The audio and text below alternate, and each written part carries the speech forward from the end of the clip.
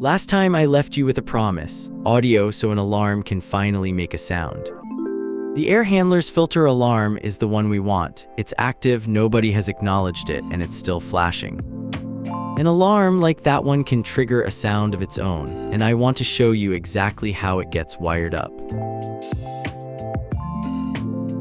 The sound plays right here in the browser, and the taskbar is where you control it, how loud it gets, and whether it makes any noise at all.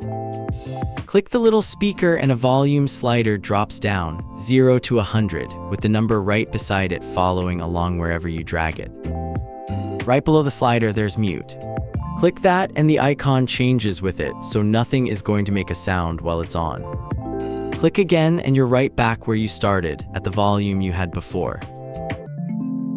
Behind that speaker icon sits a small program called Alarm Sound Player, and Script Manager is where you can open it up and watch it run. Its own comments say exactly what it does: play sound for the highest severity unacknowledged alarm. And it's on a schedule right here. It runs every 10 seconds, and right now it reads success.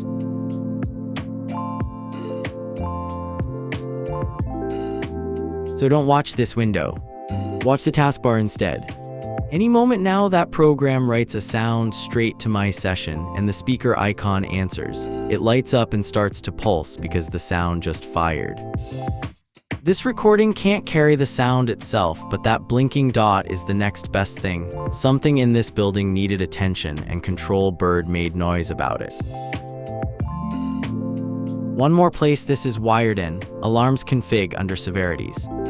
Every severity carries its own sound file, medium included, right here in its own field, and that is the file our filter alarm reaches for. So an alarm fires, its severity points at a sound file, and the taskbar tells you it played, even when a recording like this one stays quiet. Next time we add a second node and see what happens when Control Bird spreads out.